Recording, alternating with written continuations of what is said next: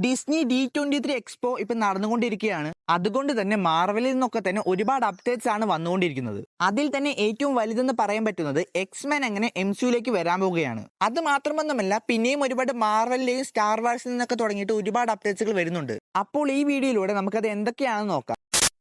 ആദ്യം തന്നെ മാർവൽ അവരുടെ പുതിയ എക്സ്മെൻ റീബൂട്ട് മൂവി അങ്ങനെ ഒഫീഷ്യലി കൺഫേം ചെയ്തിരിക്കുന്നു. ഒപ്പം തന്നെ പുതിയ കാസ്റ്റിനെയും അവർ റിവീൽ ചെയ്തിരിക്കുകയാണ്. പിന്നെ ഇതൊരു ഫുൾ ആൻഡ് ഫുൾ റീബൂട്ട് മൂവിയാണ്. അതുകൊണ്ട് തന്നെ പഴയ എക്സ്മെൻ മൂവീസിലുള്ള ആരും തന്നെ ഈ മൂവിയിൽ ഉണ്ടായിരിക്കില്ല. മറിച്ച് കംപ്ലീറ്റ്ലി പുതിയ കാസ്റ്റിനെ വെച്ചിട്ടായിരിക്കും ഈ ഒരു മൂവി ഒരുങ്ങുന്നത്. അപ്പോൾ ആരൊക്കെയാണ് ഈ പുതിയ കാസ്റ്റ് ആയിട്ട് വന്നിട്ടുള്ളത് നോക്കിക്കഴിഞ്ഞാൽ, ആദ്യം തന്നെ നമുക്ക് എല്ലാവർക്കും അറിയുന്നത് പോലെ സാഡിയ സിംഗ് ആയിരിക്കും ഈ മൂവിയിൽ ജീൻ ഗ്രേ ആയിട്ട് എത്താൻ പോകുന്നത്. ഓൾറെഡി നമ്മൾ ബ്രാൻഡ് ന്യൂ ഡേയിലൂടെ സാഡിയ സിംഗിനെ ജീൻ ഗ്രേ കണ്ടു കഴിഞ്ഞു. അതുകൊണ്ട് തന്നെ ജീൻ ഗ്രേ എന്ന് പറയുന്നത് ഓൾറെഡി MCUയിൽ എക്സ്റ്റാബ്ലിഷ് ആയിട്ടുള്ള ഒരു ക്യാരക്ടറാണ് ഇപ്പോൾ. അപ്പോൾ ആ ഒരു ക്യാരക്ടറിന്റെ കണ്ടിന്യൂസ് ആയിട്ടായിരിക്കും ഈ ഒരു മൂവിയിലൂടെ വരാൻ പോകുന്നത്. പിന്നെ ഈ മൂവിയിൽ സൈക്ലോപ്സ് ആയിട്ട് എത്താൻ പോകുന്നത് കിഡ് കോണർ എന്ന് പറയുന്ന ആക്ടറാണ്.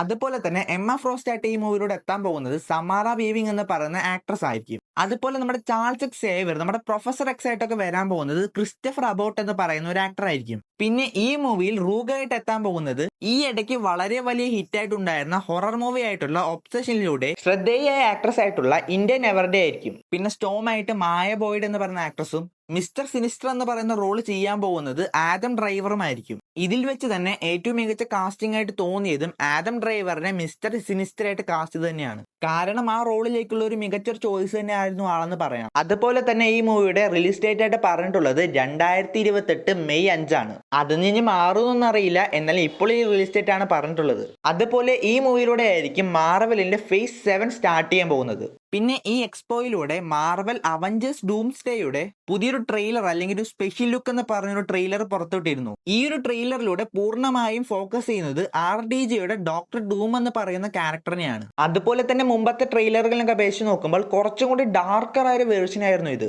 പിന്നെ ഇതേ ട്രെയിലറിലൂടെ നമുക്ക് ഫാന്റാസ്റ്റിക് ഫോറിനെയും അതുപോലെ എക്സ്മെൻ മെമ്പേഴ്സിനെയും ഒക്കെ കാണാൻ പറ്റും. അതുപോലെ ഡോക്ടർ ഡൂമിന്റെ ആർമി ഓഫ് സെന്റിനൽസിനെയും ഈ ഒരു ട്രെയിലറിലൂടെ നമുക്ക് കാണാൻ കഴിയും. എന്തായാലും ഈ ട്രെയിലറിലൂടെ അധികം കടന്നു പോകുന്നില്ല. ഈ ഒരു ട്രെയിലറിനെ കുറിച്ച് ഞാൻ മറ്റൊരു വീഡിയോ ചെയ്യാൻ നോക്കാം. എന്തൊക്കെയായാലും മുമ്പത്തെ ട്രെയിലറുകളെ വെച്ച് നോക്കുമ്പോൾ കുറച്ചും കൂടി ഹൈപ്പ് ഈ ട്രെയിലർ തരാൻ കഴിഞ്ഞു എന്ന് തന്നെ പറയണം. ഓക്കെ, ഇനി അടുത്തതായിട്ട് ഇനി വരാൻ പോകുന്ന പുതിയ മാർവൽ സീരീസ് ആയിട്ടുള്ള വിഷൻ ക്വസ്റ്റിന്റെ ഒരു ട്രെയിലറും അതേപോലെ ഒരു പോസ്റ്ററും ഒക്കെ തന്നെ പുറത്തുവിട്ടിട്ടുണ്ട്. ഇങ്ങനെ ഒരു സീരീസ് അനൗൺസ് ചെയ്ത കാര്യം തന്നെ എത്രത്തോളം ആളുകൾക്ക് ഓർമ്മയുണ്ടെന്ന് തന്നെ അറിയില്ല. എന്തൊക്കെയായാലും ഈ ഒരു സീരീസ് ഇനി വരുന്ന ഒക്ടോബർ 14 ഡിസ്നി പ്ലസിലൂടെ സ്ട്രീമിംഗ് ആരംഭിക്കും. പിന്നെ ട്രെയിലർ കണ്ടിട്ട് അത്യാവശ്യം ഇൻട്രസ്റ്റിംഗ് ആയ പോലെ തന്നെയാണ് ചെയ്തു വെച്ചിട്ടുള്ളത്. നമ്മൾ വാൻഡ വിഷനിൽ കണ്ടിട്ടുള്ള ആ ഒരു വൈറ്റ് വിഷനെ വെച്ചിട്ടായിരിക്കും ഈ ഒരു സീരീസ് ഒരുങ്ങുന്നത്. ആ സീരീസിന് ശേഷമുള്ള വൈറ്റ് വിഷന്റെ സ്റ്റോറി ആയിരിക്കും ഈ ഒരു സീരീസിലൂടെ പറയുന്നത്. പിന്നെ ഇത് മറ്റ് നോർമൽ മാർവൽ സീരീസുകളെ പോലെ തന്നെ ഒരു ലിമിറ്റഡ് മിനി സീരീസ് ആയിരിക്കും. 8 എപ്പിസോഡുകളായിരിക്കും ഈ ഒരു സീരീസിൽ ഉണ്ടായിരിക്കുക. പിന്നെ ഡൂംസ്ഡേക്ക് തൊട്ട് മുമ്പ് ഇറങ്ങുന്ന സീരീസ് ആയതുകൊണ്ട് തന്നെ ഡൂംസ്ഡേയുമായിട്ട് ചില കണക്ഷൻസ് ഒക്കെ വരാൻ ചാൻസ് ഉണ്ട്. എന്തായാലും നമുക്ക് കണ്ടു തന്നെ അറിയാം. പിന്നെ ഇതേ D23 എക്സ്പോയിൽ വെച്ച് തന്നെ ഹ്യൂ ജാക്മാന്റെ ഒരു ഫണ്ണി അപ്പിയറൻസ് കൂടി ഉണ്ടായിരുന്നു. വളരെ ഫണ്ണായ രീതിയിലുള്ള ഒന്നായിരുന്നു ഇത്. എന്നിരുന്നാലും ഇതിന് ശേഷം പുള്ളിക്കാരൻ ഡൂംസ്ഡേയിലോ അല്ലെങ്കിൽ സീക്രട്ട് വാർസിലോ ആയി വൂൾവറിനെ തിരിച്ചു വരുമെന്നുള്ള റൂമേഴ്സിന് കുറച്ചും കൂടി സ്ട്രോങ് ആയിട്ടുണ്ട്. ഇനി സ്റ്റാർ വാർസിലേക്ക് നോക്കുകയാണെങ്കിൽ അശോക സീസൺ 2 ഒരു പുതിയ ട്രെയിലർ പുറത്തിട്ടിട്ടുണ്ട്. അതുപോലെ റയൻ ഗോസ്ലിംഗ് നായകനാവുന്ന പുതിയ സ്റ്റാർ വാർസ് മൂവിയുടെ ഒരു ചെറിയൊരു ടീസർ പുറത്തുവിട്ടിട്ടുണ്ടായിരുന്നു. അതുപോലെ തന്നെ ഈ മൂവിയുടെ ടൈറ്റിൽ ഒരു സ്റ്റാർ വാർസ് റെട്രോ സ്റ്റൈലിലാണ് അവർ ചെയ്തിട്ടുള്ളത്. പിന്നെ ഷോൺ ലെവി ആയിരിക്കും ഈ ഒരു മൂവി ഡയറക്ട് ചെയ്യുന്നത്. പിന്നെ ഇനി ഡിസ്നി പിക്സർ സൈഡിലേക്ക് നോക്കുമ്പോൾ 2017 പുറത്തിറങ്ങിയിരുന്ന കോക്കോ എന്നൊരു മികച്ച ആനിമേറ്റഡ് മൂവിയുടെ ഒരു സീക്വൽ ഇപ്പോൾ അനൗൺസ് ചെയ്തിട്ടുണ്ട്.